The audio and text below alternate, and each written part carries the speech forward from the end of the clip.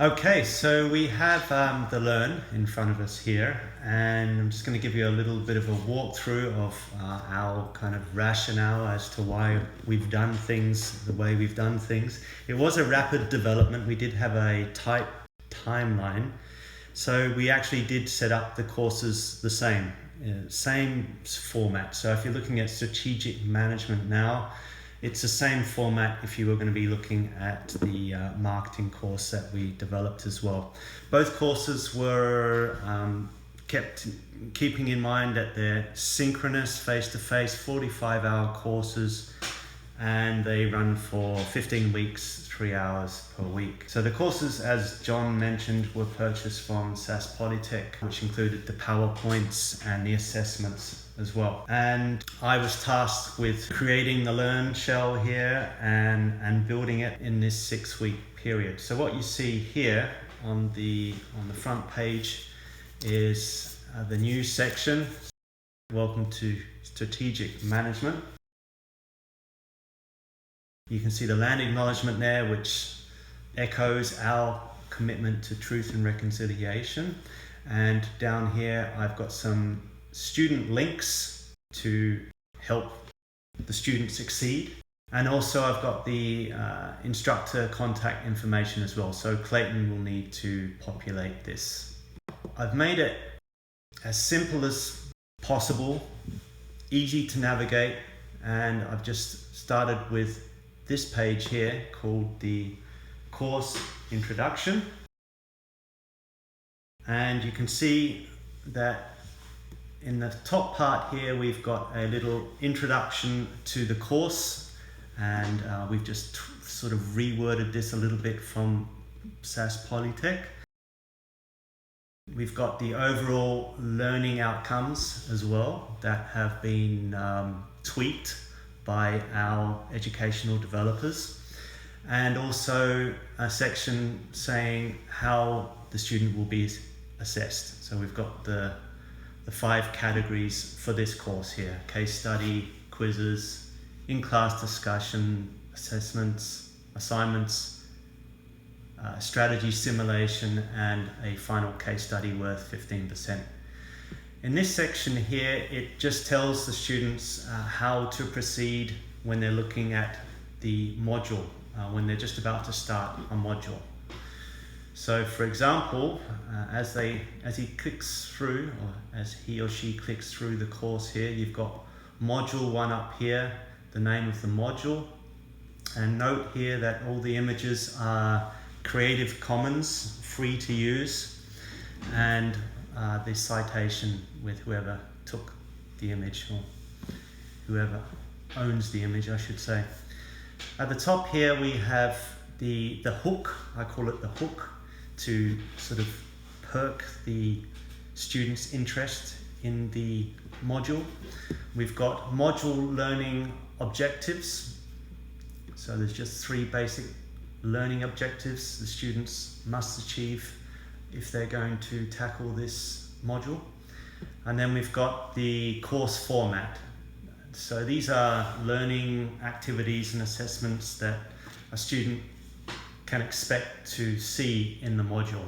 So we've got the readings, and I'll show you the link to that in a minute, a video, and a PowerPoint. So that's sort of what they will see in this module, and I'll actually rename that to module in a minute. Over here I want to show you a link to the course resource and readings section. So you can see here that once you click on it, you've got the course references that have been used throughout the entire course, and then down here we've got John's supplementary reading list, so curated by John. And then you click here, and then it opens up nicely, and it's one-stop shopping. So the students don't have to hunt around looking for the resource. If they look at the list here and they see something that interests them, because it's face-to-face, the instructor will be leading it. We haven't put too much detail on this page, so I've just got the PowerPoint lesson notes, that's what I call them here, and it opens up in a separate window for the students, and there they are. So you'll note with the PowerPoints, John's done a good job on this. He's reformatted, reworded, and we've worked together sort of updating the images as well. So we've taken SAS Polytech content, not content, but logos and stuff like that, and replaced them. So here's an example from learning outcome number 1. As mentioned before, we've got the logo there, the colours from Red River College Polytech, and we've updated some of the slides. Some of them didn't need updating. We've replaced images that were a bit blurry and low quality with high quality Creative Commons images as well. Did you want to talk anything else about or say anything else about the PowerPoints, John? Yeah, you've actually done a good job, and I think I covered off most of my remarks in the intro. So nothing comes to mind at this moment. Thank you. Yeah, okay, good. Excellent.